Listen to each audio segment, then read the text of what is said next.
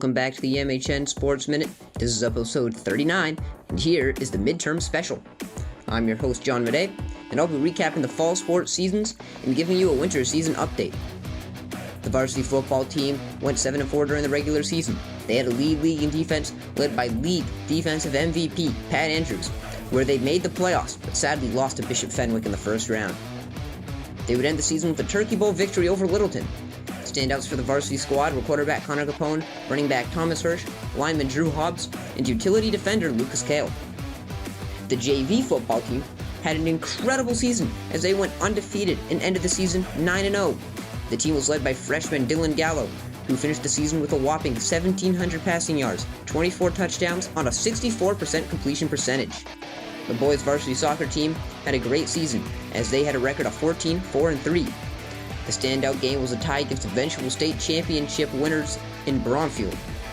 The team was led by seniors Diego Pinto, Jack Dent, Stephen Dent, and Colin Hogan.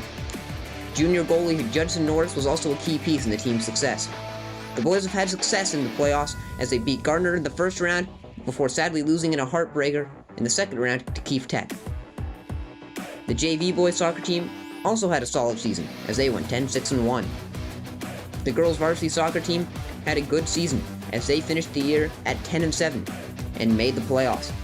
They ran into the previously unheard of Mystic Valley Tech, and they lost in the first round by the score of 3-0.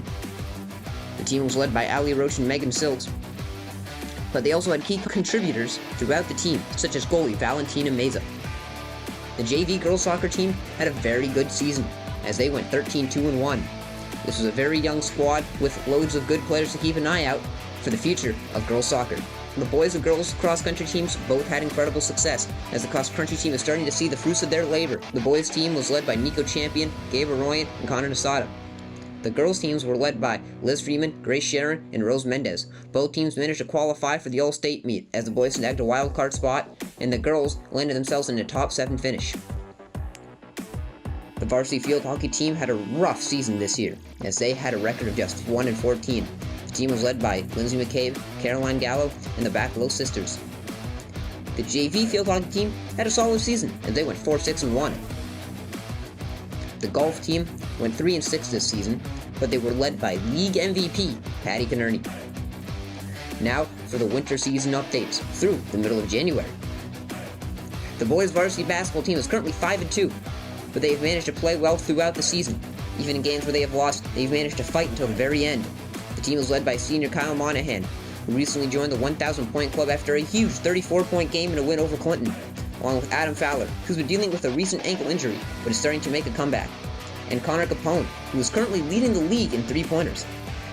The team is looking good right now, and they are only going to get better as they find the rhythm and as Adam Fowler's ankle continues to heal. The boys JV team is having an average start to the season as they are currently 4-3. The team is led by swing player Akrif Semakula. The girls varsity basketball team is having a decent start to the season as they are currently 4-5. The team is led by Tessa Gilligan, Jordan Mullen, and Katie Briggs. The team has been trying to find new ways to win as they lost Haley Thompson, who transferred to Governor's Academy during the off-season. The girls JV basketball team is off to a slow start to the season as they currently have a record of just 2-7. The indoor track team has only had one meet this season. If you want to know how it went, I would recommend watching episode 28.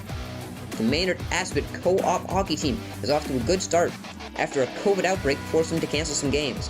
They currently have a record of 2-1, and key Maynard players are Jack and Stephen Dent and Joe Birmingham. That's all for this longer episode of the MHN Sports Minute.